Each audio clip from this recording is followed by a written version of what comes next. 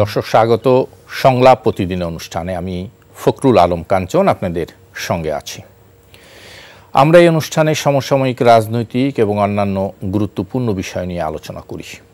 আজ আলোচনার জন্য আমরা দুইজন অতিথিকে আমন্ত্রণ জানিয়েছি। আমাদের সঙ্গে আলোচনা করতে স্টুডিওতে উপস্থিত আছেন বিএনপির প্রশিক্ষণ বিষয়ক সম্পাদক ABM মোশাররফ হোসেন,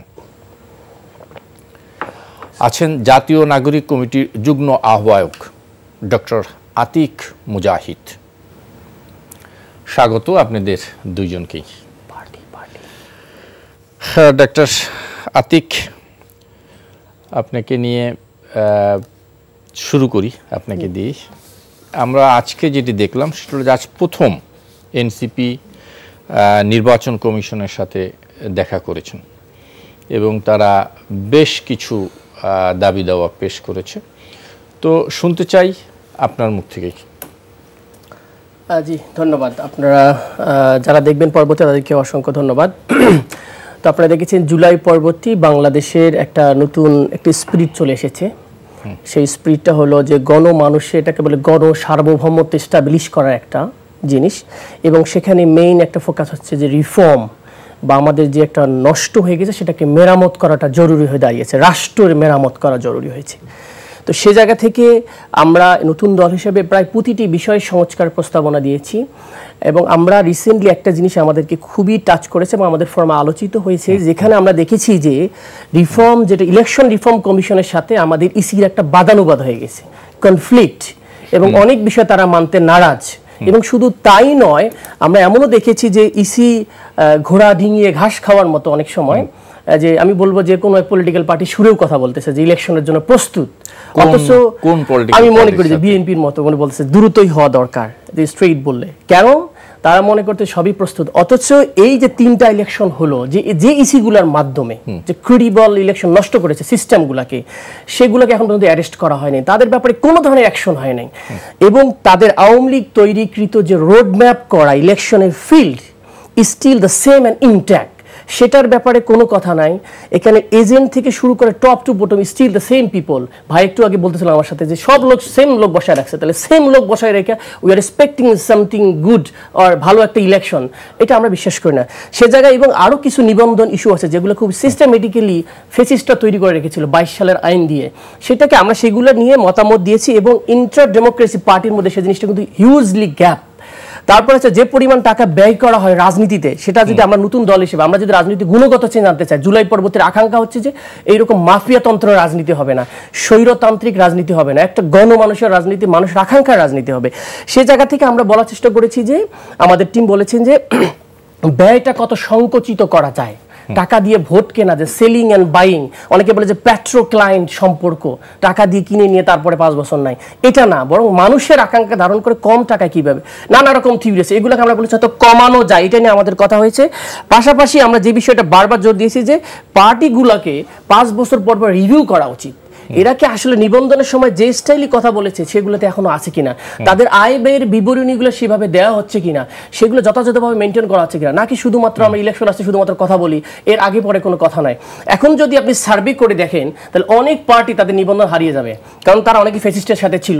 আপনারা তো এখনো নিবন্ধন পানি নাই। হ্যাঁ, এবং এই যে নিবন্ধন না পাওয়ার একটা ইস্যু আছে, অনেক পার্টি যারা যোগ্য তারা হইতে পারতেছে না, কারণ এমন কিছু শর্ত সাপেক্ষে 21টা জেলা লাগবে, কমিটি দেওয়া লাগবে, আপনার 100 উপজেলা লাগবে যেগুলো, এবং আপনি পার্টি যদি নিবন্ধন না করেন তার আগে আপনার ব্যাঙ্ক অ্যাকাউন্টও খুলতে পারতেছেন, এমন সিস্টেম করছে ব্যাঙ্ক অ্যাকাউন্ট আগে খুলতে হবে, আবার ব্যাঙ্ক অ্যাকাউন্ট খুলতে বলবে যে পার্টির তো এখন নিবন্ধন নাই, আমরা কীভাবে কোন ডকুমেন্টসের ভিত্তিতে দিব। সো নানা রকম জটিল সিস্টেম করে রাখছে যেন নতুন কেউ গাজা মানে উঠতে না পারে। তো সুতরাং বড় দলগুলো যারা এস্টাবলিশ তারাই থাকবে, অন্য কেউ যেন নতুন করে না চলে আসে। এই যে সিস্টেমেটিক সমস্যাগুলা যেগুলোকে অ্যাড্রেস করে আমাদের টিম বারবার বলেছে যে এগুলো আসলে ঠিক না, সেগুলো সংশোধন দরকার, এবং যেগুলো ইলেকশন কমিশন থেকে রিফর্ম কমিশন থেকে এসেছে সেগুলোকে আমলে নেয়া, তারপরে জুলাই আকাঙ্ক্ষা ধারণ করে নির্বাচন কমিশন কিছু বলবেন, আমাদেরকে নির্বাচনের বিষয়টাকে বলবেন। এবং তার আগে বিশেষ করে বারবার বলতেছে যে লোকগুলা যাদের দ্বারা স্টপিং করে আগের রাতে ভোটগুলো করা হইলো এবং সেগুলোতে জড়িত ছিল তাদের ব্যাপারে কোনো ধরনের অ্যাকশন আমরা এখন পর্যন্ত দেখতে পারি নাই। সুতরাং এটার ব্যাপারে হিউজলি আমরা অ্যাকশন দেখতেছি। তারপরে আমরা ইলেকশনের বিষয়টা, এই জন্য রিফর্মটা এই জায়গাটা খুবই জরুরি। সবার আগে ইলেকশন, যেহেতু ইলেকশনের মাধ্যমে আমরা একটা গুড গভর্নেন্সের দিকে যাব, একটা ট্রানজিশন পিরিয়ড থেকে আমরা একটা ভালো জায়গায় যাবো, ডেমোক্রেটিক প্রসেসে যাব। তো সেই জায়গাটা যে সিস্টেমটার মাধ্যমে আমরা মানুষের কাছে যাব, সেই সিস্টেমটাই যদি রং হয়ে যায় তাহলে আলটিমেটলি সবসময় এরকম ইলেকশন আসলে একটা পিসফুল ট্রানজিশন হবে না, একটা মারামারি ট্রানজিশন হবে, যে কে মারামারি করে কে দখল করবে, যে পাওয়ার থাকে মানি থাকে, সেটা বলবো mafia of the finance, mafia of the power বা মাসেল পাওয়ার। সো এই ধরনের সিস্টেম থেকে যদি ভালো সিস্টেমে যেতে চাই তাহলে এই জায়গাটা সবার আগে আমাদের দেখভাল করতে হবে। এবং আমার উচিত জুলাই পরবর্তীতে বিএনপিরও আকাঙ্ক্ষা আশা করি যে সেম হওয়ার কথা ছিল, যে আমরা বাংলাদেশে একটা ক্রেডিবল জিনিস চাই, একটা সিস্টেমেটিক সিস্টেম চাই, একটা রিফর্ম চাই, যেটা মূলত সবার। আমাদের সাথে হয়তো বিএনপির দুই রকমের পার্থক্য থাকতে পারত। একটা হলো আমরা আদর্শিকভাবে সেম জুলাই স্পিরিট ধারণ করি, কিন্তু আনফর্চুনেটলি তারা জুলাই স্পিরিট ধারণ না করে ওল্ড পলিটিক্স, ভাই যেটা বল ওল্ড পলিটিক্সে তার মধ্যে চলে গিয়েছেন। দুই নম্বর, আমাদের সাথে এটা হতে পারতো, বিএনপির সাথে আমরা সেম আদর্শ থাকতাম, স্ট্র্যাটেজিক্যালি ভিন্ন হতে পারে। কারণ জুলাই পরবর্তী মানুষ আর এই পচা বস্তা বজা রাজনীতি দেখতে চায় না। এটা নতুন রাজনীতি, নতুন সিস্টেম, নতুন ইলেকশন কমিশন, একদম সবকিছুই নতুন দেখতে চাই এবং যারা মানুষের আকাঙ্ক্ষা ধারণ করবে। এবিএম মোশাররফ হোসেন, আমরা শুনছিলাম ডক্টর আতিফের কাছ থেকে বেশ কিছু কথা বলেছেন, তার মধ্যে অন্তত একটি কথা আপনাদের উদ্দেশ্যে আছে, যে বিএনপি সেই ওল্ড পলিটিক্সই ধারণ করলো। তাদের অন্তত আকাঙ্ক্ষা ছিল যে জুলাইয়ের আকাঙ্ক্ষাকে ধারণ করে বিএনপি হয়তো কিছু সংস্কার, কিছু মানে কাজের জন্য বলবে, কোনো সংস্কারের জন্য তারা এগিয়ে আসবে। ধন্যবাদ আপনাকে, ধন্যবাদ মাশাআল্লাহ আতিক। আপনাকে একটা কথা বলি, আপনি বাংলা যাই কিছু চিন্তা করেন না কেন, আমার দেশ এটা কি বাংলাদেশ? তো জি, বাংলাদেশের আর্থসামাজিক অবস্থার প্রেক্ষাপটে কিন্তু আপনাকে সিদ্ধান্ত নিতে হবে আপনি কি করতে চান। আমার এই দেশটা কিন্তু আমেরিকা না, যে একটা নাগরিকের দায়িত্ব রাষ্ট্র নেয়। আমার এখানে রাষ্ট্র কি নেওয়ার সেই সক্ষমতা রাষ্ট্রের আছে? নাই। অথবা এটি ইউরোপ না, অথবা এটি ইউটোপিয়া কোনো রাষ্ট্র না, যে কাল্পনিক আপনি একটা রাষ্ট্র সেই প্লেটো, সক্রেটিস, অ্যারিস্টটলের মতো করবেন, সেটা না।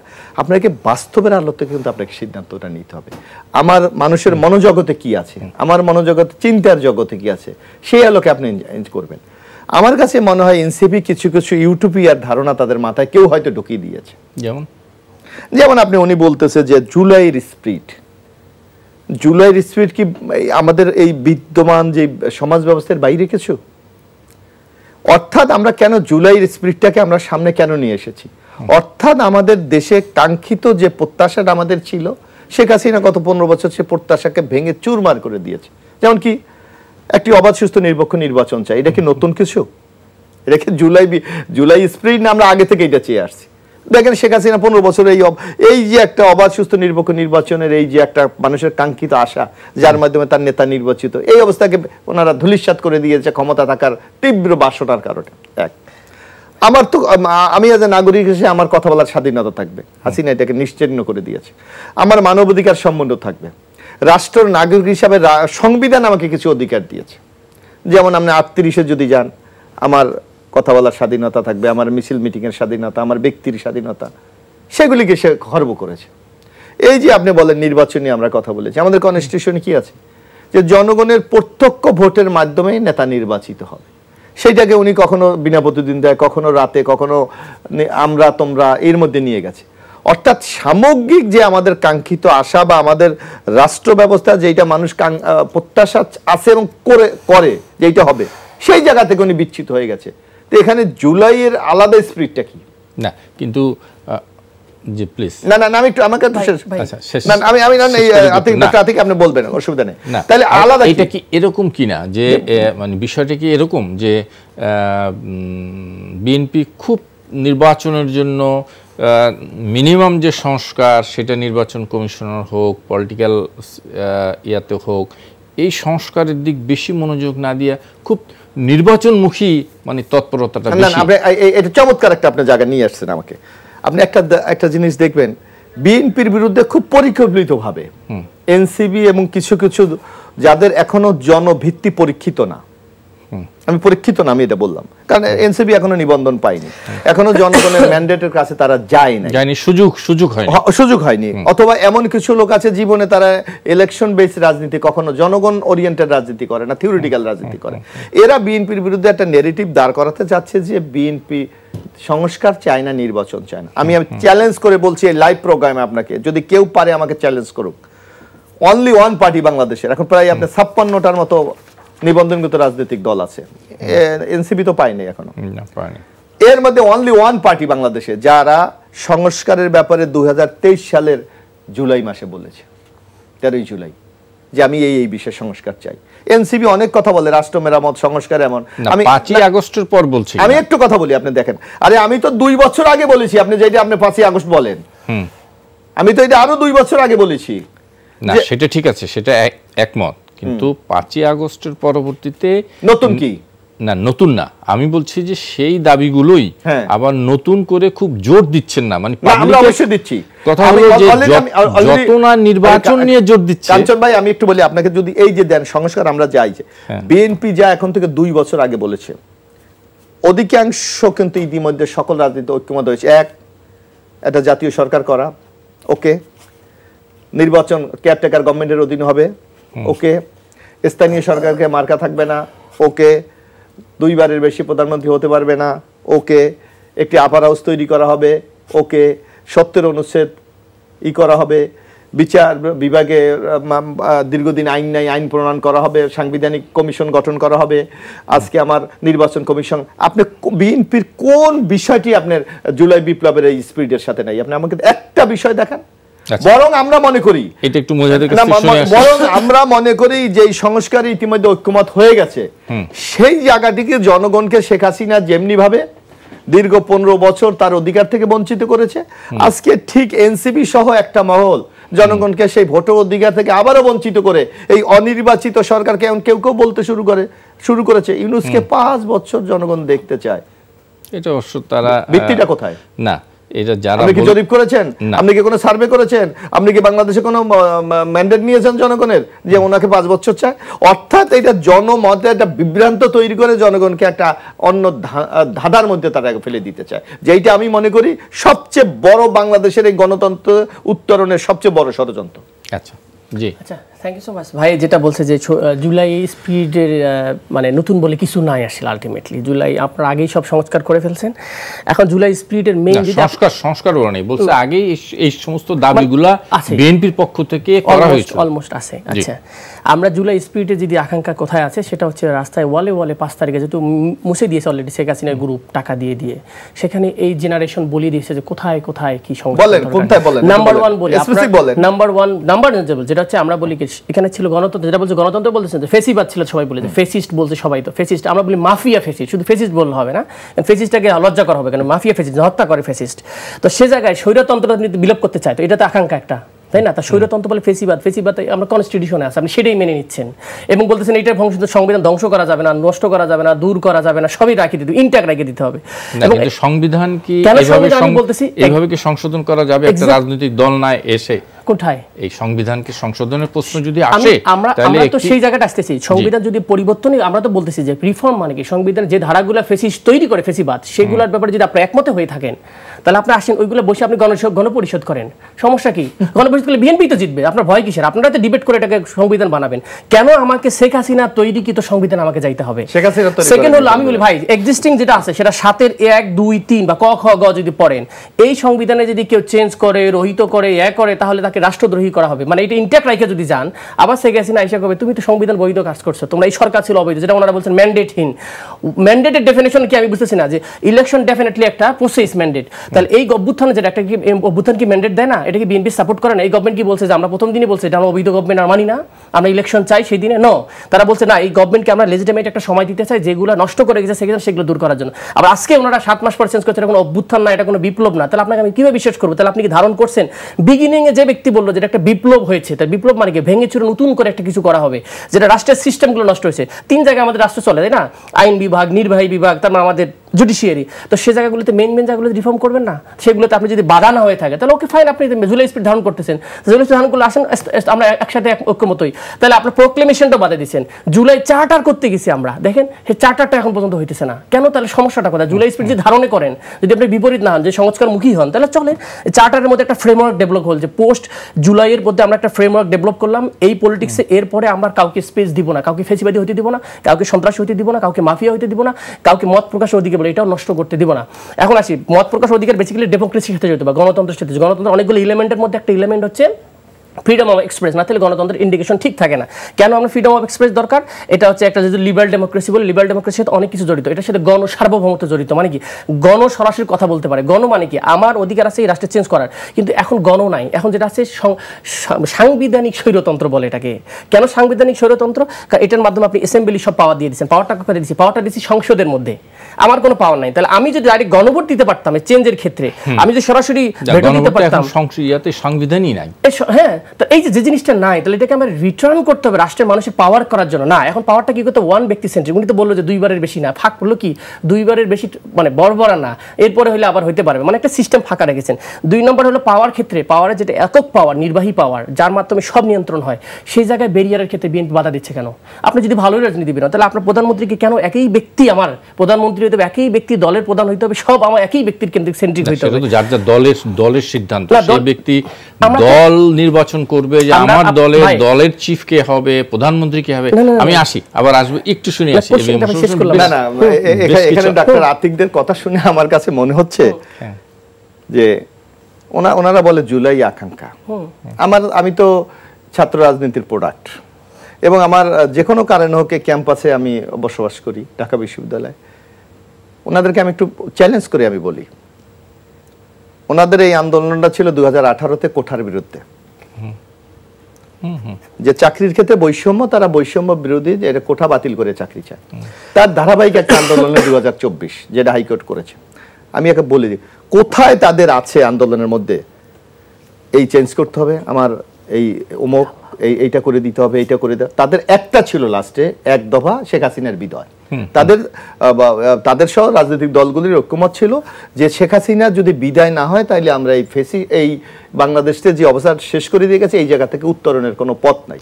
আমি তাদেরকে একেবারে স্পেসিফিক বলি, একটা দফা বলুক যে কনস্টিটিউশনাল চেঞ্জ করবে, তাদের কোনো ধারা আছে বলুক, কোথাও লেখা আছে তাদের? আজকে বাংলাদেশে ওনারা বলছে যে সাংবিধানিক স্বৈরাচার। আর একটা দেশ তো চলবে সংবিধানের মাধ্যমে, সংবিধানের বাইরে আপনি চিন্তা করতে পারবেন না। কিন্তু আমি বলি, আমি একটু বলি, আমি আপনার প্রশ্ন বুঝেছি এবং অসংখ্যবার আমি জবাব দিয়েছি। আমার কনস্টিটিউশনে যা আছে, আমাদের কনস্টিটিউশন গণতান্ত্রিক, সেই কনস্টিটিউশন আপনি মানেন নাই বলেই তো আপনি ফ্যাসিস্ট হয়েছেন। কনস্টিটিউশনে আছে 166-তে জনগণের সরাসরি ভোটে নেতা নির্বাচিত হবে। না, আমি বলি সেই জায়গা আপনি রাখেন নাই বলে তো সেটা নিয়ে পালিয়ে গেছে। তাহলে পালিয়ে যাওয়ার কারণটা কি? উনি আজকে বিচারের সম্মুখীন হচ্ছে কেন হচ্ছে? উনি সাংবিধানিক এই ধারাবাহিকগুলো তো ভায়োলেশন করেছে। আর আপনার যদি সংবিধানের কোথাও কোনো সংকট থেকে থাকে, আমাদের সংবিধান এখন পর্যন্ত 16 বার সংশোধন হয়েছে। আমি যদি মনে করি কোনোটা আমার জন আকাঙ্ক্ষার বিরুদ্ধে আছে, আমি সেটা অ্যামেন্ডমেন্ট করে আমি করতে পারি। উনি যে কথাটি বলেছে, হ্যাঁ, আমরা তো এটা আজীবন সমালোচনা করে এসেছি। যেমন আপনি কি ছিল আগে কেয়ারটেকার গভর্নমেন্টে আমরা আগে ছিল কি, যে 57-3-এ যদি আপনি যান, 3-3-এ যদি আপনি যান, সেখানে স্পষ্ট বলা আছে নির্বাচিত সরকার তার মেয়াদ পূর্তি হইলে অথবা কোনো কারণে সংসদ ভেঙে গেলে একটা নির্দলীয় সরকার দায়িত্ব গ্রহণ করবে, 90 দিনের মতো সে নির্বাচন করে সে বিদায় নিয়ে চলে যাবে। এইটাকে উনি বাতিল করে Sheikh Hasina, this is the ফেসিবাদ, এইটাকে আপনি বলতে পারেন। উনি বলেছে 57, এইটা বাদ দিয়ে বলেছে নির্বাচিত সরকার যিনি থাকবেন, মানে স্টিল যিনি আছেন, পরবর্তী প্রধানমন্ত্রী, নট অনলি নির্বাচন না, প্রধানমন্ত্রী নির্বাচিত না হওয়া পর্যন্ত এই সরকার অব্যাহত থাকবে। এইটা একটা ফেসি সিস্টেম, এটাকে আপনি বাতিলের কথা বলতে পারেন না। আরেকটু বলি, উনি আর্টিকেল 7-এর কথা বলছেন। আর্টিকেল 7-এ হলো কি, জনগণই স্বাধীনতা, মানে সার্বভৌম ক্ষমতার মালিক। ওকে, এইটা তো আমরা বিশ্বাস করি। ওখানে ওনারা করেছে কি, হাসিনা করেছে 7-এর ক খ গ করেছে, শেখ মুজিবার এই জাতির পিতা, এদের বিরুদ্ধে কোনো কিছু বলা যাবে না, এই সংবিধান চেঞ্জ করা যাবে না। আপনাকে আমি একটা বলি, যে কোনো বিবেক সুস্থবান লোক, সংবিধান পরিবর্তনশীল, বিশ্বে এমন কোন সংবিধান আছে যে চেঞ্জ করা যাবে না? এই যে ওনারা এই ধারাটা করেছে, এই ধারাটাই তো অগণতান্ত্রিক, এটাই তো আমরা মানি না। তাহলে তো সেই সংবিধান, সেই ধারা বাতিল হবে। এখন সেই সংবিধান পরিবর্তনের বিষয়ে আপনারা কথা বলছেন না তো? আমরা বলছি তো, আমরা তো স্পষ্ট ভাষায় বলছি, যেখানে যেখানে তারা এই ধরনের প্রতিবন্ধকতা তৈরি করেছে সেগুলি বাতিল হবে, আমরা তো স্পষ্ট ভাষায় বলেছি। কিন্তু সেটা এখন না, আপনারা যদি আসে বা পরবর্তী সরকার এসে সেই সংবিধানের ধারাগুলো দেখবে, আমার মনে হয় আমি একটু সুযোগটা কি? পার্লামেন্ট স্যার আপনাকে কে রাইট দিয়েছে? আপনি এখন পর্যন্ত যা যা করছেন, কোনো কিছুই তো পার্লামেন্টে আপনি এটা করতে পারছেন না, এটা পরবর্তী সরকার না অবশ্যই পারা যাবে।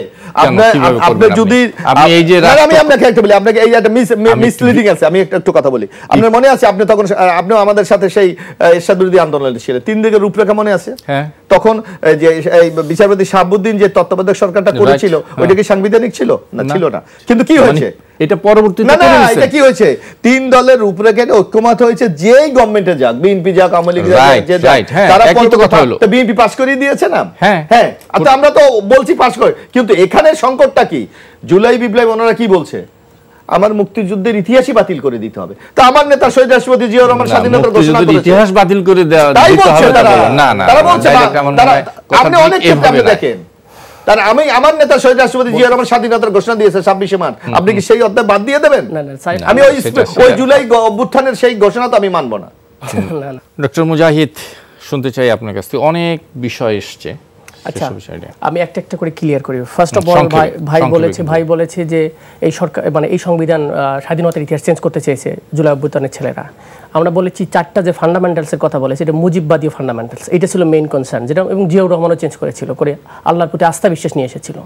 তো সেটা যখন চেঞ্জ করবেন, আমরা একটা জানি যে সংবিধান চেঞ্জ করতে গেলে মেইনলি রিফর্ম যদি করতে চাই তাহলে এটাকে গণপরিষদ দিতে হয়, এটা শুধুমাত্র সংসদে গিয়ে হয় না। কারণ সংসদে যাতে হয় এই সংবিধানটা তৈরি, গণপরিষদের ভাবনাটা আমাদের কাছে একটু ক্লিয়ার করব। আচ্ছা, গণপরিষদ হলো যখন কোনো ধরনের ফান্ডামেন্টাল চেঞ্জ হয় সংবিধানে, সেটাকে তখন আগে কি করতে হয়, গণপরিষদ দ্বারা অ্যাপ্রুভ করতে হয়। কারণ এই সংবিধানের উপর শপথ নিয়ে তো মানুষ সংসদ সদস্য হয়, তাহলে সংসদ সদস্য হওয়ার পরে আপনি আবার ওই সংবিধান বলে এটার উপর, কারণ আমরা লেখা আছে যে এই সংবিধানকে আমি রক্ষা করার কবজ হিসাবে আমি কি করলাম, শপথ নিলাম, নেওয়ার পর আমি সংসদ সদস্য হইলাম, হওয়ার পর বলছে না এই সংবিধান ঠিক না, এটা আবার চেঞ্জ করতে হবে। মানে মেজর রিফর্ম করতে গেলে এটার উপর আগে চেঞ্জটা ফান্ডামেন্টাল। এটা স্পেশালি হয়েছিল আমাদের, যেটা আমরা বলি যে প্রথম যেটা আমাদের গণপরিষদে ছিল স্বাধীনতার পরপরে, এবং সেটা আনফরচুনেটলি পাকিস্তানের লেখা একটা সংবিধান, সেটা আমাদের উপর চাপাই দেওয়া হয়েছে, কারণ ড্রাফটটা করা হয়েছিল আগে, পরবর্তীতে হয়েছে আর কি। তো বাংলাদেশের মানুষের আকাঙ্ক্ষা এই যে সেটেলমেন্ট হয়নি আর কি, নতুন সেটেলমেন্ট। তো সে জায়গা থেকে ওই জন্য ধর্মনিরপেক্ষতাবাদ, বাঙালি জাতীয়তাবাদ যেটা আওয়ামী লীগের আদর্শ, সেটাকে ইমবিউট করা হয়েছে এখানে। সেটাকে এখন মুজিববাদীটা এখন কিভাবে জাতীয়তাবাদী হয়ে গেল আমি খুব আশ্চর্য হয়ে যাই, সেটা আগে বলেছিলাম একদিন।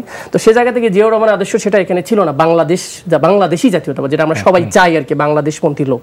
তো সে জায়গা থেকে ফান্ডামেন্টাল জায়গা থেকে মৌলিক চেঞ্জ তো এটা বলা যায়, ফান্ডামেন্টাল চেঞ্জ করতে হবে, তাহলে সুতরাং এটাতে আমাদের গণপরিষদ লাগবে। আরও যেগুলো চেঞ্জ 48-এর 1 যেটাতে বলা হয়েছে যে রাষ্ট্রপতি সব কিছু কনসাল্ট করবে কার কাছে, প্রধানমন্ত্রীর কাছে। তো পাওয়ার অফ ব্যালেন্স তো নাই, তার মানে কাইন্ড অফ প্রধানমন্ত্রী সর্বেসর্বা হয়ে গেল, যেটাতে ফেসিজম মানে কি এক ব্যক্তির কেন্দ্রিক সব কিছু চিন্তা ভাবনা হয়ে যায়। তো সেই জায়গাটাতে আমরা হিট করছি যে পাওয়ারের একটা ব্যালেন্সিং দরকার। তার মানে সেই জায়গায় আইন আমাদের বিএনপি ওই একই কথা বলছে না, সেই জায়গা আজকেও ঐক্যমত কমিশনে গিয়ে তারা বলেছে প্রধানমন্ত্রী এবং রাষ্ট্রপতির ক্ষমতার ভারসাম্য, যেগুলোতে মৌলিক চেঞ্জ যদি হয়। আমার কথা হচ্ছে এরকম না যে বিএনপি যদি এগ্রি করে যে যেগুলো ভালো জিনিস, আমরা তো বলতে চাই ব্ল্যাটেন্টলি আমাদের বিএনপি বিরোধিতা করতে হবে, নো, যেটা সবাই মিলে করা সম্ভব ডেফিনেটলি, সেই জিনিসটাকে করার পরে যে ড্রাফটটা হবে সেই ড্রাফটটা নিয়ে গণপরিষদ হবে।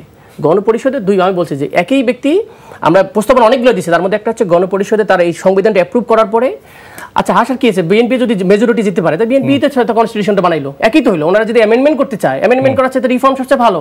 রিফর্ম করলাম মানে কি, নতুন একটা আমরা যুগে পদার্পণ করলাম, যে ফেসিবাদ মুক্ত একটা জাহিলিয়াতের যুগ থেকে নতুন একটা যুগে পদার্পণ করলাম, এবং আমরা বাংলাদেশের মানুষের আকাঙ্ক্ষা ধারণ করে একটা কনস্টিটিউশন বানাইলাম, যে কনস্টিটিউশনে ওনারা যেটা বলতেছে যে একটা সেক্রেটারিয়েট থাকবে, যেটা হচ্ছে আমাদের লকে বা জুডিশিয়ারিকে আলাদা করবে, আমাদের বিচার বিভাগকে কি বলে, আমাদের সাংবিধানিক প্রতিষ্ঠানগুলোর জন্য আলাদা কাউন্সিল হবে, তত্ত্বাবধান হবে, ন্যায়পাল থাকবে, যেগুলো ওনারা সুন্দর 31 দফায় বলতেছে প্রশিক্ষণ দিতেছেন। তো সেইগুলোকে আমরা রিফর্ম করলাম সবাই মিলে একসাথে করে, এটাকে আমরা গণপরিষদ করে, বিএনপির লোকজন যদি বেশি জয়লাভ করে সংসদে, তারাই তো এটাকে আবার কি গণপরিষদে পাশ করে আবার সংসদ সদস্য এটার উপর।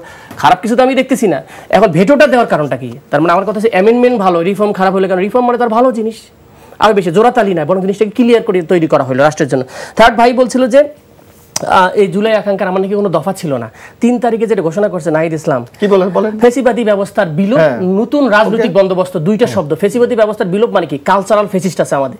আপনি কোন স্টেশন থেকে গেছে, বাংলাদেশের সবচেয়ে বেশি ইসলামোফোবিক হচ্ছে আমাদের স্টেশনগুলো, সব টিভি স্টেশনগুলো দেখি দূর হয়েছে। কালচারালি বাংলাদেশের মুসলমান কি এন্টি ইসলাম, না, তাহলে আমার কালচারাল ফেসিজম আছে, তাহলে আমার রাজনৈতিক ফেসিজম আছে, কনস্টিটিউশন সব জায়গায় আছে, এইরকম অর্থনৈতিক ফেসিজম আছে। কারণ কয়েকটা অলিগারিক হয় এই দলে যায় না তো ও দলে যায়, মানে এদের কারণে আমরা কিছু করতে পারতেছি না, মানে রাজনীতিবিদরা মাফিয়া স্টাইলে মুভিং করতেছি আমরা। তো সেই জায়গাটা দূর করার জন্য নতুন বন্দোবস্ত মানে কি, নতুন একটা সিস্টেম সেটেলমেন্ট, যেটা বলো 90 সালে 27টা বিষয় সংস্কার করতে চাইছেন। আমি চ্যালেঞ্জ দিয়ে বললাম ভাই তো 90 আন্দোলন করছেন, 27টা 3 দলের এগ্রিমেন্টে যেটা করছেন 27টা সংস্কার আপনার কয়টা করছেন আমাকে বলেন। আমি তো আজকে সেটা তো সেই 3 দলের রূপরেখা তো পরবর্তীতে বাস্তবায়ন হয় না। তার মানে আপনি বলতেছেন নতুন সেটেলমেন্ট যেটা বলছে বাংলাদেশের রাজনীতি আজকে এই দশা কেন, তার মানে সেটেলমেন্টগুলো বাস্তবায়ন করেন নাই। তাহলে তরুণ সমাজটা একটা আন্দোলন করে দিল, তাহলে আন্দোলনটা তাহলে আমরা বলবো যে জুলাইয়ের আন্দোলনটা ছিল নির্বাচনের আন্দোলন, শেখ হাসিনাকে ফেলাই দিয়ে রিজিম চেঞ্জ করেছি, নট আমরা বলি যে এটাকে শিফটিং বলি, প্যারাডাইম শিফট বলি, মানে নতুন একটা ভার্সনে বাংলাদেশ আসছি। এখানে ইয়াংরা অনেক ফোর্স, 35% বাংলাদেশে ইয়াং, তারা আসলে এরকম জিনিস চায় না, মারামারি রাজনীতি চায় না, কাটাকাটির রাজনীতি চায় না, একটা জেন্টেলম্যান নতুন বাংলাদেশ তাকাইতে চায়, যেখানে তেলবাজি নয়, একক ব্যক্তির কোনো পাওয়ার না, কোনো পরিবারতন্ত্র না, সবাই মিলে বাংলাদেশ, হিন্দু মুসলিম বৌদ্ধ খ্রিস্টান, সেই বাংলাদেশের রাষ্ট্রকল্প যেটা ওয়েলফেয়ার ওরিয়েন্টেড, নট মারামারি কেন হবে এখনো আপনি যদি বলেন আপনারা ভালো রাজনীতিতে ফিরেছেন জুলাই পরবর্তী 71 জন, তাহলে আপনাদের নিজেদের দলে মারা গেল কেন 5 আগস্টের পর থেকে, বলবেন ভাই বড় দল কোথায়, এর গবেষণা ওনাদের আপনি দেখেন পত্রিকায় আমরা একটা পাবলিশ করছি তো রিসেন্টলি এনসিপি, যে সারা দেশে 5 আগস্টের পর এখন পর্যন্ত ইন্টারনাল কনফ্লিক্টে বিএনপি কতজন মারা গিয়েছে, সেখানে 71 জন মারা গিয়েছে। তাহলে যে আপনি যে নতুন রাজনীতি বন্দোবস্ত বলে, তাহলে আপনি কি আগেই তো ওল্ড পলিটিক্সতে আছেন, আপনি কিভাবে বলেন যে আপনার হাতে পার্সেল পর একদম ওল্ড পলিটিক্স কি জন্য? লাস্ট কথা শেষ করি, জাকির খান যদি সেলিব্রেশন পায়, তাহলে বিএনপির কাছে আমরা কিভাবে প্রত্যাশা করব? জুলাই আদালত থেকে জামিন নিয়ে আসছে, সেখানে আদালত থেকে জামিন নিয়ে এসে তাকে সেলিব্রেশন দিতে হবে বিএনপি, এবং সে বের হয়ে বলছে 31 দফা আমি বাস্তবায়ন করব। হ্যাঁ, তার মানে দল এবং দল করে সেই দলের আমি বলি আমি সেটা দ্বিমত করতেছি না, সে যে দল একটা আপনি যদি আদালত থেকে জামিন নিয়ে বের হয় সেখানে আপনি বিরোধিতা করবেন কেন? আর সেই দায় কেন বিএনপির উপরে আপনি চাপাচ্ছেন? আমি আসবো আপনার কাছে। এবিএম মোশাররফ হোসেন, আতিক্রিয়া হলো কি, আসলে রাজনীতিতে নতুন আপনার কৃষ্টি সংস্কৃতি ইতিহাস ঐতিহ্য যদি আপনার ধারণ না করতে পারেন, তাহলে আপনি তো ওই জাতিকে আপনি কোনোদিন গঠন করতে পারবেন না। উনি বলছে যে কি গণপরিষদ, আপনি গণপরিষদ কখন হয়? যখন একটা দেশে কোনো সংবিধান থাকে না, সংবিধান প্রণয়নের জন্য গণপরিষদ হয়। আবার কখন হয়? যখন আপনার বিদ্যমান রাষ্ট্র অকার্যকর হয়ে যায়, ব্যর্থ হয়ে যায়, আমরা যে ফেইল স্টেট ইংরেজিতে বলে সেইটা। তা বাংলাদেশ কি ফেল হয়েছে? ফেল হয়েছে না, এখন তো না নো, এটা আপনি ফেইল স্টেটে আপনার এখন যদি আমি বলতে যাই, আপনারা তো থিওরি দেন বহু কিছু, নিজের আয়না চেহারাটা দেখেন। যদি ফেইল স্টেট হয়, সেই স্টেটে আপনার 2 জন অ্যাডভাইজার কেন আছে? কোথায়? কেন আপনার ঠিক করার জন্য কাজ করতেছে? কিসে ঠিক করা হয়েছে? তারাই তো ব্যর্থ হচ্ছে। কোথায় বলেন? তারা কেন ওখানে থাকে এখনো? আপনি যদি বলেন এই সংবিধান ফ্যাসিস্ট, এই রাষ্ট্র ব্যবস্থা ফ্যাসিস্টকে উৎসাহিত করে, তাহলে আপনি সেখানে 2 জন অ্যাডভাইজার দিয়ে আপনার মন্ত্রী মর্যাদা এনজয় করতেছেন, তাহলে আপনি কেন ওখান থেকে নেমে আসেন না? অর্থাৎ জনগণকে বিভ্রান্ত করার জন্য যত কৌশল আপনি সবগুলি করছেন।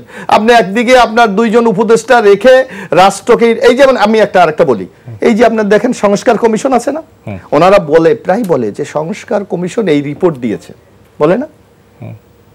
প্রত্যেকটা সংস্কার কমিটিতে একজন বৈষম্যবিরোধী ছাত্র আন্দোলন আছে। কই আমার দল বিএনপি বাংলাদেশের সবচেয়ে লার্জেস্ট দল, আমার তো একজনও নাই। আপনি তো ওখানে আপনার দফা ঢুকিয়ে দিয়েছেন, এখন বলছেন আপনার এই যে সংস্কার কমিশনের প্রস্তাবনা আপনি মানেন না।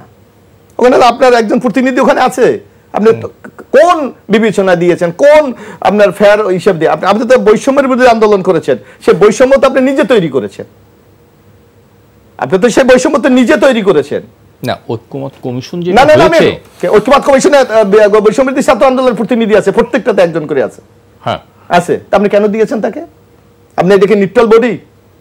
আজকে যে বিতর্কগুলি হচ্ছে আলোচনায়, যে আমরা বলছি, অন্যান্য রাজনৈতিক দলগুলি বলছে বিভিন্ন দফা নিয়ে বিচার, আমি তো মনে করি এর জন্য বড় সংকট তৈরি করেছে বৈষম্যবিরোধী ছাত্র আন্দোলন। কারণ তাদের মতামতটা ওখানে প্রতিফলন করতে গিয়ে আজকে কিন্তু এই সংকটটা বেশি তৈরি হচ্ছে। তা আপনি যদি মনে করেন যে এটা একটা জুলাই বিপ্লব সবাই মিলে আমরা করেছি, আপনি গভর্নমেন্ট করলেন আপনার 2 জন প্রতিনিধি নিয়ে, 3 জন ছিল আগে, একজন চলে আসছেন। আপনার যদি মনে করেন বৈষম্যবিরোধী ছাত্র আন্দোলন, আপনারা নিজেরাই তো বলছেন যে এই আন্দোলনে সবচেয়ে আমাদের সাথে ছাত্র দল ছিল, আমাদের সাথে শিবির ছিল, আমাদের সাথে অন্য সংগঠন, তারা কেন প্রতিনিধি অ্যাডভাইজার হলো না? আপনাদেরকে তো বলা হয়েছিল। আমাদেরকে, আমি ছাত্রদের পক্ষে থেকে আপনি বলছেন, আমরা তো বড় রাজনৈতিক দল, আমরা তো যাব না। তারা তো ছিল। আপনি কি ইনভাইট করেছেন জাতীয় ছাত্র দল থেকে একজন অ্যাডভাইজারও? আপনি কি বলেছেন শিবির থেকে একজন অ্যাডভাইজারও? আপনি নিজের স্বার্থটা বুঝে আপনি একটা অন্যরকম পরিস্থিতি তৈরি করে জনগণের উপর এই এই ফতুয়া দেবেন আপনি? এটা কি বাস্তব? আপনি বলেন এটা কি বাস্তব? বরং ওনারা যে এই যে আজকে বলছে, খালি বলতেছে গণপরিষদ আপনার করতে অসুবিধা নাই। আপনি বলেন গণতন্ত্রের কথা বলেন, ওকে, আপনি তো গণতন্ত্রে বিশ্বাস করেন, আমার মানে ডক্টর আতিকও বিশ্বাস করে।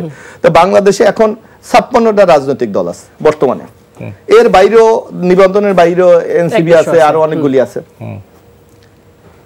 সব আপনি তো গণতন্ত্রে বিশ্বাস করে, কোন দল কি এই গণপরিষদ স্বীকার করে একমাত্র এনসিপি ছাড়া? কি বলেন? আতিক বলেন। অনলি হয়তো দুই একটি বলতে পারে। তাহলে আপনি যদি গণতন্ত্রে বিশ্বাস করেন, আপনি 56টা দল, মানে ধরেন 60টা দল আমরা ওই নিবন্ধন ছাড়া, 2টা বা 3টা 5টা দল যদি বলে গণপরিষদ, তাহলে আমি গণতন্ত্র বিশ্বাস করে আপনি একজনের উপর চাপিয়ে দিলেন। What is the difference between Hasina and NCP? বলেন আমাকে যুক্তি দেও ভাই, ডিফারেন্সটা কোথায়? হাসিনা তো জোর করে 15.5 বছর ছিল, আপনি এখন জোর করে বলতেছেন গণপরিষদ করতে হবে, নতুন করে সংবিধান রচনা করতে হবে, এই জুলাইয়ের চেতনাকে আপনার এইদিকে সবাইকে মেনে নিতে হবে। তাহলে আপনি ডেমোক্রেসিতে যদি বিশ্বাস করেন, সবার মতামতকে যদি বিশ্বাস করেন, তাহলে আপনাকেও তো ডেমোক্রাইট হতে হবে, আপনাকেও তো সবার মতামতকে শ্রদ্ধা করতে হবে। আপনি সেটা না করে বলেন ভাই আমার গণপরিষদ করতে হবে, আপনারা এটা কেন করেন না? আপনি তো গণতন্ত্রে বিশ্বাস করেন না, তাহলে আগামী বাংলাদেশকে আপনি কি দেবেন? আপনি যদি জনগণ আপনাকে রাইট, হ্যাঁ ঠিক আছে আমরা বলি, যদি আপনি মনে করেন যে না জনগণ আপনার পক্ষে, আপনারাই বলেন আগামী দিনে একটি অবাধ সুস্থ নিরপেক্ষ হবে। এবং ডক্টর ইউনূসের সবচেয়ে বড় কমিটমেন্ট যে বাংলাদেশের ইতিহাসে এই নির্বাচন জীবনে কেউ দেখে নাই, স্বপ্নও দেখে নাই, সব বলছে। তাহলে আপনি বলেন যে এনসিপির পক্ষ থেকে যে প্রিয় দেশবাসী, যদি আমাকে ভোট দেন আমি আগামী দিনে গণপরিষদ করব, আমাকে যদি ভোট দেন এই সংবিধানে আমি সুরে ডাস্টবিনে ফেলে দেব। ভাই আপনি আমরা সংবিধানে যে, আচ্ছা জি বলেন। তাহলে যদি জনগণ আপনাকে ম্যান্ডেট দেয়, ওকে আমরা সাপোর্ট দেবো, আমরা তো জনগণের যে কোনো ম্যান্ডেটকে আমরা স্যালুট জানাই। তা আপনি যান আগামী নির্বাচনে ওপেন জনগণকে বলেন যে এই ম্যানিফেস্টো নিয়ে আমি নির্বাচনে যাব। আচ্ছা আমার একটা প্রশ্ন, এই মুহূর্তে যদি ইউনূস সরকার বলে যে এই সরকারকে চায় না চায় না, একটা গণভোটের আয়োজন করে, আপনারা কি সাপোর্ট করবেন? গণভোট কোন ইস্যুতে? কোন সরকার? কোন ইস্যুতে? সরকারকে কন্টিনিউ করবে কিনা? কেন সরকার কেন করবে? না ধরে নেই। এইটাই তো আমরা একটা অগণতান্ত্রিক ভাবে এইটাকে বলা হয়েছে। এই সরকারের কাজ হইলো একটা যৌক্তিক সংস্কার নির্বাচন দেওয়া, সে কন্টিনিউ করবে মানে এইটাই তো একটা কথা। না তাহলে কি লেখা, মানে কি লেখা ছিল যে এই সরকার আসছে শুধু ইলেকশন দেওয়া? হ্যাঁ অবশ্যই। আর কি কিসের জন্য? কোথায় লেখা? কোথার জন্য আসছে?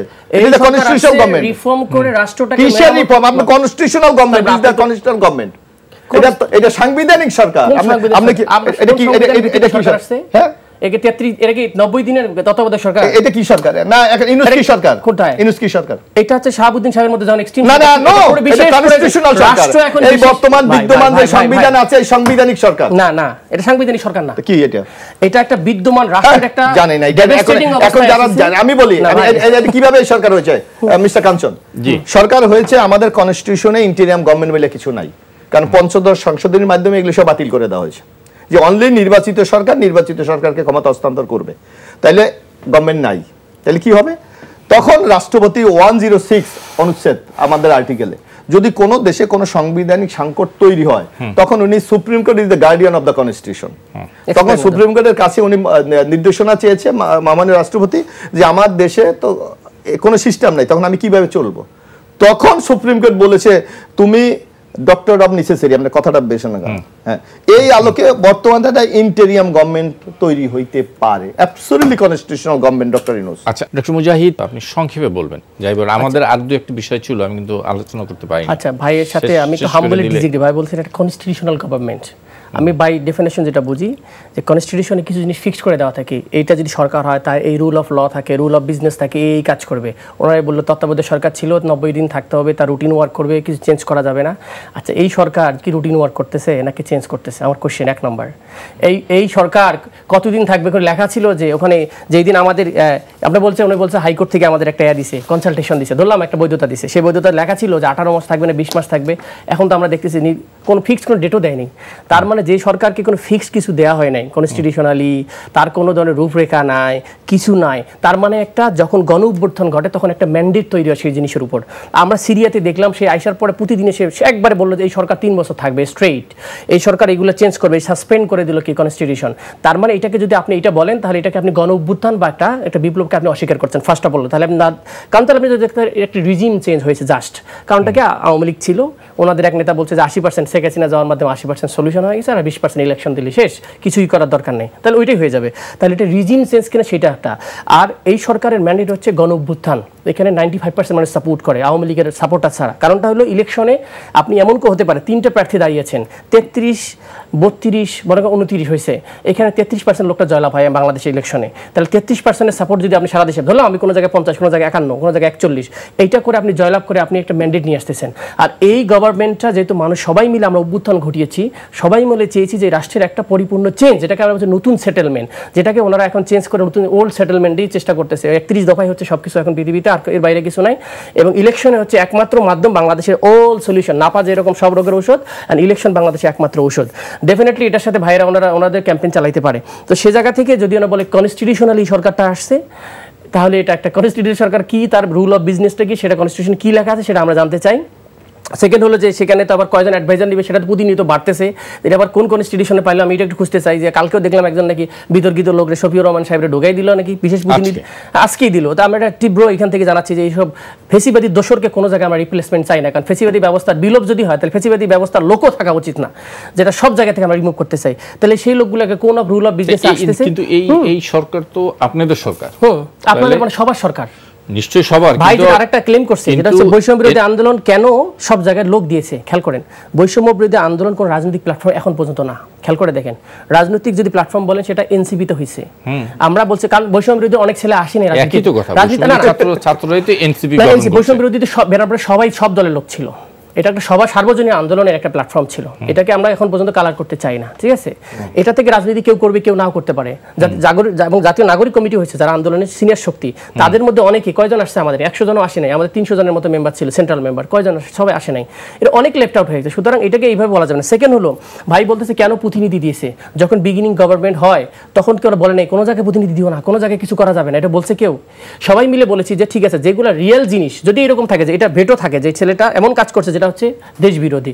আচ্ছা আমরা যদি রিফর্মের কথা বলছি, রিফর্মটাকে দেশের জন্য দরকার আছে, না থাকলে বলেন যে করার দরকার নেই। যদি রিয়েলি দরকার হয় ও কি পার্টির জন্য করছে, আমাদের পার্টির ম্যানিফেস্টো হয় না, কিভাবে বলেন যে বৈষম্য বিরোধী তাদের কথাগুলো ঢুকাই দিছে, ভেরি ক্লিয়ার। আমরা যে ম্যানিফেস্টো ঘোষণা করছি এখন পর্যন্ত করি নাই, আমরা জাস্ট দল গঠন করছি 45 থেকে 50 দিন হয়েছে। এতে বললেন যে আমাদের এজেন্ডা ঢুকানো হয়েছে, তারপরে সব জায়গায় আমাদের লোক কোথায় আছে, ওনারা যে আমাদের আহ্বায়ক যে সেদিন বললো সারা দেশে তো লোক কাকে বসাবে, এই সরকার যদি বসায় ফেসিবাদ বিরোধী কারে বসাবে, বিএনপির বসাবে না, তো বিএনপির লোকই বেশি, জামাতের লোক অল্প কিছু হয়তো আছে।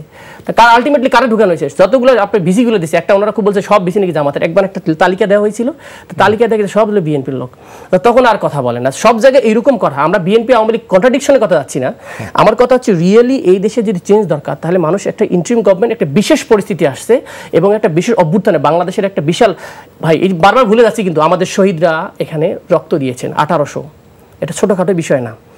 স্বাধীনতার পরে একটা বড় রক্ত দেওয়ার একটা জায়গা, 90 এতগুলো রক্ত যায়নি। তো সেই রক্তটাকে আপনি কিভাবে দেখতে চান, শুধুমাত্র হাত বদলের রাজনীতি নাকি কোনো গুণগত পরিবর্তনের রাজনীতি, সেই কোশ্চেনটা আমি রেখে যেতে চাই। যদি আমাদের রাজনীতিবিদ না জীবনের কোনো মূল্য নাই, এটা একটা গেছে গাইডের রাজনীতি, শেখ হাসিনার মতো মানুষ বাইরে ফেলে, এটা দিয়ে রাজনীতি করতে হবে। তো সেটা যদি হয় তাহলে আমি ভেরি সরি এই জেনারেশন এটাকে অ্যাকসেপ্ট করবে না। আমি একটু ভিন্ন প্রসঙ্গে আলোচনা করতে যাই। এবিএম মোশাররফ হোসেন, আপনি যদি এই বিষয়ে কোনো কথা থাকে সংক্ষেপে বলে আমরা একটু ভিন্ন প্রসঙ্গে যেতে চাই। ঐক্যমত কমিশনের আমি একটু ছোট একটু যোগ করি। আমি এখানে ডক্টর মুজাহিদ যে কথাটি বলেছেন, ওনারা দেখেন আমার কথা হলো আমি আপনার এই তিনজন আমরা আছি, আপনার যদি আপনার কোনো কথা আমি যদি একমত না হই তাহলে আমি এর প্রতিবাদ জানাবো, আমি আপনার এখানে বলবো যে না আপনার এর সাথে আমি একমত না। তা আতিকদের এই ডাবল স্ট্যান্ডার্ড আমাদেরকে খুব আহত করে।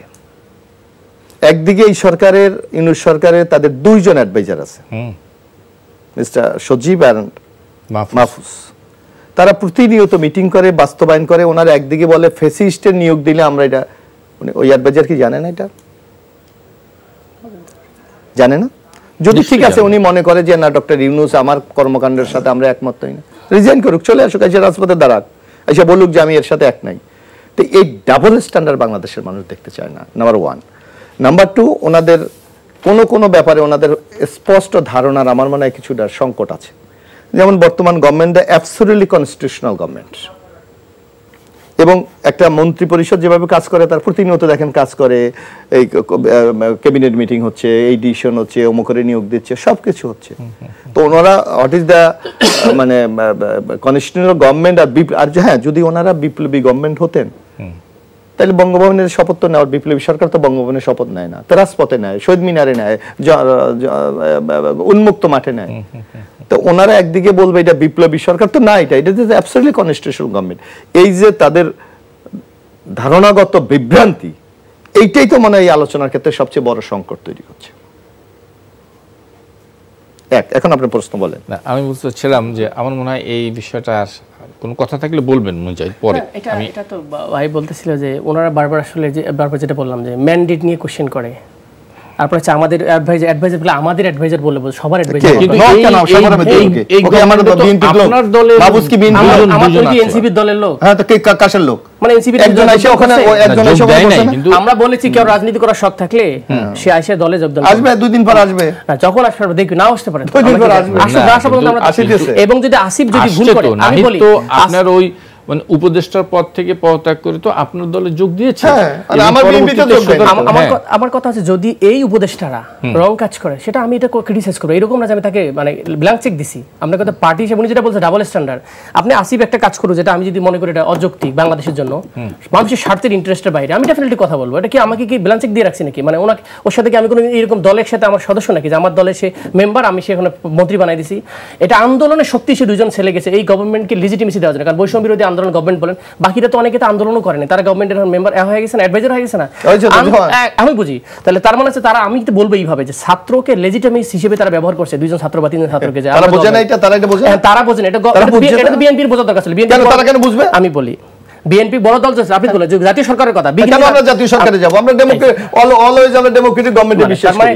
রাষ্ট্রের যে ট্রানজিশনাল পিরিয়ডে বিএনপি তার রাজের ঘাড়ে না নিয়ে ছাত্রদের ঘাড়ে দিছে, এখন বলতে ছাত্ররা খারাপ কাজ করছে, ছাত্ররা বিপ্লব করে খারাপ কাজ করছে, ছাত্ররা শেখ হাসিনার তারা খারাপ কাজ করছে, মানে এখন বলতে ছাত্ররা সবই করে খারাপ কাজ করছে, মানে ছাত্রদের মেরে ফেলার যোগ্য হয়ে গেছে এখন মনে হচ্ছে, এমন একটা অবস্থা।